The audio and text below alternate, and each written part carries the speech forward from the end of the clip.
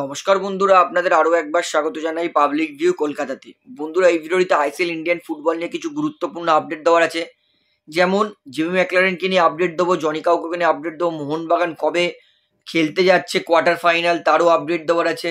Overall ভালো ভালো কিছু তাছাড়াও আপডেট দেবো, তাই অনুরোধ করে রাখছি ভিডিওটা অবশ্যই শেষ পর্যন্ত দেখবেন। এবং ভিডিওটি শুরু করার আগে একটা ছোট্ট অনুরোধ করে রাখবো, যেহেতু এখানে আপনারা খেলার সমস্ত রকম আপডেটস পেয়ে যাবেন, তাই অবশ্যই পাবলিক ভিউ কলকাতা চ্যানেলটিকে সাবস্ক্রাইব করে বেল আইকন প্রেস করে অল করে রাখবেন। তাহলে বন্ধুরা, সবার প্রথমে আপনাদেরকে বলবো কেন বলছি কল্যাণ চোবের জন্য রেসপেক্ট বেড়ে গেল। প্রথমত আমি বলবো, কিছু লোক আমাকে কমেন্ট করে বলছে যে আপনি কল্যাণ চোবের বিষয়ে এত বলছেন কেন, কল্যাণ চোবে নিজে বিজেপি পার্টি করার জন্য এরকম করছে। দেখুন, কে কি পার্টি করার জন্য করছে না করছে সেটা আমার দেখার দরকার নেই। অনফিল্ড গিয়ে একটা লোক কিছু সাধারণ সমর্থককে লাল বাজার দিয়ে ছাড়িয়ে নিয়ে এসেছে নিজের দায়িত্বে। সে যে পার্টি করুক তাতে আমার কোনো যায় আসে না, এবং আমি ধারধারি না। এটা পার্টি পলিটিক্সের চ্যানেল নয়, এটা স্পোর্টস চ্যানেল। তাই আমার ভাই স্পোর্টস যারা সমর্থক করে তারা সবাই আমার ভাই, যারা খেলা দেখে বা খেলা সম্বন্ধে ভালোবাসে।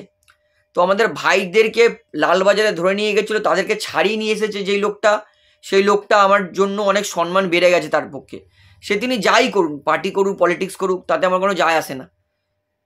দিনের দিন কাজের কাজটা সে করেছে, সেই জন্য আমি বলছি যে কল্যাণ চোবের জন্য আমার হিউজ রেসপেক্ট, সে যে পার্টিই করুক। তো আমি আরও বলবো, কালকে গিয়ে লোকটা লালবাজারে গিয়ে সমর্থকদের ছাড়িয়ে নিয়ে এসেছে, তার জন্য তার প্রতি আমার রেসপেক্ট আরও বেড়ে গেছে।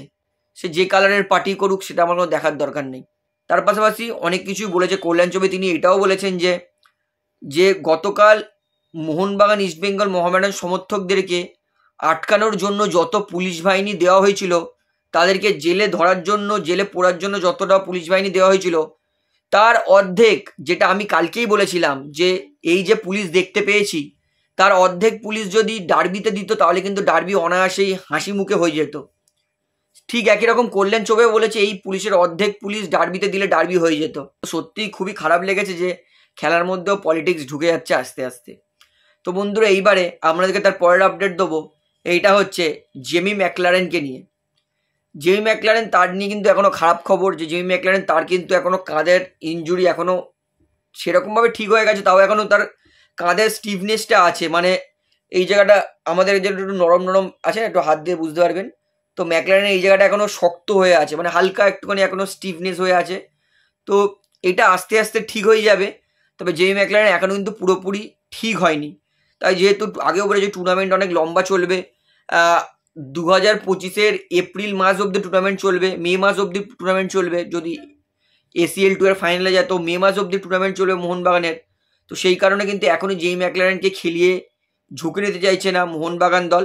তাই এইটুকুনি আপনি কনফার্ম করে নিতে পারেন যে ডুরান্ড কাপের কোয়ার্টার ফাইনাল যেটা হবে পাঞ্জাব এফসির বিরুদ্ধে, সেই ম্যাচে কিন্তু আমরা জেমি ম্যাকলারেনকে উপস্থিত দেখতে পারবো না। অর্থাৎ কাঁধের ইনজুরির জন্য কিন্তু জেমি ম্যাকলারেন তিনি কিন্তু মোহনবাগানের হয়ে ডুরান্ড কাপ কোয়ার্টার ফাইনালে খেলতে পারবে না। তো সেমিফাইনাল খেলতে পারবে কিনা সেটা আমি আপনাদেরকে পরে জানিয়ে দেবো, তবে কোয়ার্টার ফাইনালে খেলতে পারবেন এটা কিন্তু আপনারা ধরে নিন। তাহলে বন্ধুরা, এবারে আপনাদেরকে তার পরের আপডেট দিই। আপনারা আমাকে এখনও জিজ্ঞেস করছেন অনেক কেউ, তাহলে দাদা ডার্বিটা কি হবে না? দাদা ডার্বিটা কি আর দেখতে পারবো না? এই যে ডার্বিটা হলো না, তো এরপরে কি ডার্বিটা হবে? তো সবার উত্তরটা আমি আগেও দিয়ে দিয়েছি, এখনও বলছি, ডার্বি কিন্তু পুরোপুরি বাতিল হয়ে গেছে, অ্যাবন্ডন হয়ে গেছে। এবং অ্যাবন্ডনের ফলে দুটো দলকে কিন্তু 1 পয়েন্ট করে দেওয়া হয়ে গেছে, এবং যার জন্য মোহনবাগান ইস্টবেঙ্গল উভয় কিন্তু কোয়ার্টার ফাইনাল চলে গেছে।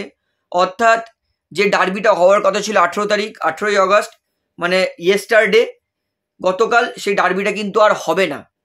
এইবার আপকামিং ডার্বি যদি মোহনবাগান ফাইনালে যায়, ইস্টবেঙ্গল ফাইনালে যায়, তাহলে কিন্তু দুজনের আবার দেখা হতে পারে। একমাত্র এইবার সম্ভাবনা আছে যদি আরও একবার এই দুই দল ফাইনালে প্রবেশ করে, তাহলে কিন্তু দুই দলের আবার মুখোমুখি হবে। অর্থাৎ যদি ডার্বি হবে, যদি মোহনবাগান ইস্টবেঙ্গল ডুরান্ড কাপ ফাইনালে যায়, তাহলে কিন্তু ডার্বি আরও একবার হওয়ার সম্ভাবনা আছে। নয়তো 18 তারিখের ডার্বি আর হবে না, ওটা পুরোপুরি বাতিল হয়ে গেছে। দুটো দলকে কিন্তু 1 পয়েন্ট করে দেওয়া হয়ে গেছে। আশা করি এটা আপনারা ক্লিয়ার হয়ে গেছে ব্যাপারটা। তাহলে বন্ধুরা, এর পরের আপডেট দিই।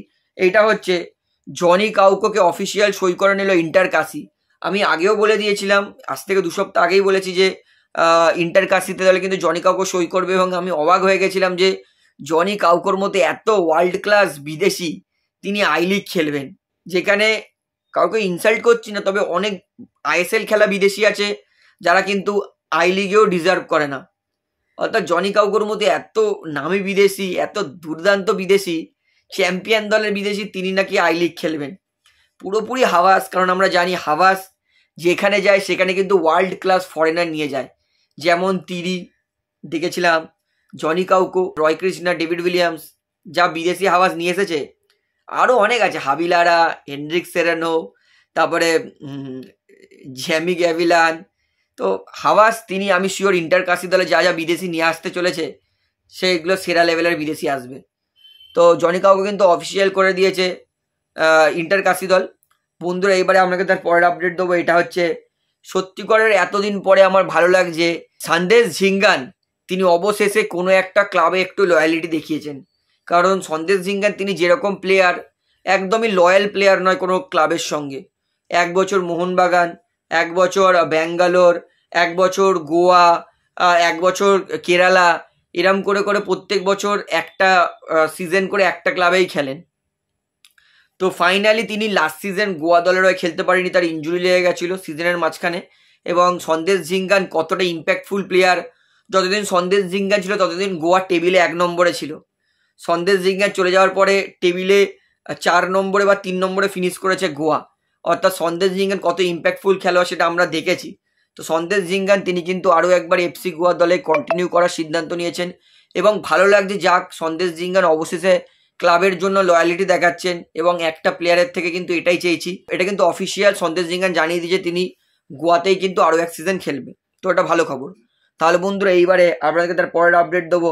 এটা হচ্ছে বুধবার দিন রওনা দেবে মোহনবাগান দল জামশেদপুরের উদ্দেশ্যে। কারণ মোহনবাগানের কিন্তু কোয়ার্টার ফাইনালে পাঞ্জাব এফসির ম্যাচ জামশেদপুরে পড়েছে। অর্থাৎ জামশেদপুরে খেলার জন্য কিন্তু বুধবার দিন রওনা দেবে মোহনবাগান দল। মোহনবাগানের খেলা আছে শুক্রবার দিন। তো মোহনবাগান তারা কিন্তু রওনা দেবে বুধবার দিন জামশেদপুরের উদ্দেশ্যে। অর্থাৎ একদিন প্র্যাকটিস করার পর জামশেদপুর মাঠে কিন্তু খেলতে নামবে মোহনবাগান দল কোয়ার্টার ফাইনাল পাঞ্জাব এফসির বিরুদ্ধে। তাহলে বন্ধুরা এইবারে আপনাদেরকে লাস্ট আপডেট দেবো। গতকাল কিন্তু একটা ঐতিহাসিক ছবি দেখেছি, মোহনবাগানের ওই সমর্থক এবং তার কাঁধে ইস্টবেঙ্গল সমর্থক যেভাবে প্রোটেস্ট করেছে, পুরো ইন্টারনেটে কিন্তু ছড়িয়ে গেছে এবং ভাইরাল হয়ে গেছে ওই ছবিটা। দারুণ ছবি, মোহনবাগান কাঁধের ওপর বসে ইস্টবেঙ্গল। অর্থাৎ এটা সত্যিকারের বোঝায় যে বাঙালি এবং যখন দরকার হয় তখন বন্ধু। কারণ খেলার সময় এই দুই সমর্থকের মধ্যেই কিন্তু আমরা প্রচুর বিবাদ দেখি, কিন্তু যখন একতা, যখন আমাদের দেশ শহরে এক হওয়ার কথা, তখন কিন্তু মোহনবাগান ইস্টবেঙ্গল দেখিয়ে দিল যে তারা শুধু এক নয়, একজন একজনের ওপরে তাকে কাঁধে বসিয়েও সাপোর্ট করতে পারে। দারুণ ব্যাপার, এটা দারুণ দৃশ্য দেখেছি যে মোহনবাগানের কাঁধে ইস্টবেঙ্গল। অর্থাৎ বুঝিয়ে দিচ্ছে যে যখন দেশের দরকার হবে তখন বাঙালিরা চিরজীবন ছিল এবং চিরজীবন থাকবে এবং চিরজীবন আছে।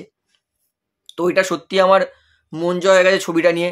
তাহলে বন্ধুরা ভিডিওটিতে এতটাই বলার ছিল, আশা করি সমস্তটা আপনার ভালো লাগলো। তো ভিডিওটি ভালো লাগলে অবশ্যই লাইক করুন, কমেন্ট করুন, শেয়ার করুন এবং বন্ধুরা চ্যানেলটি যারা নতুন আছেন সবাইকে একমাত্র কথা অবশ্যই পাবলিক ভিউ কলকাতা এই চ্যানেলটিকে সাবস্ক্রাইব করে বেল আইকন প্রেস করে অল করে রাখবেন। ধন্যবাদ।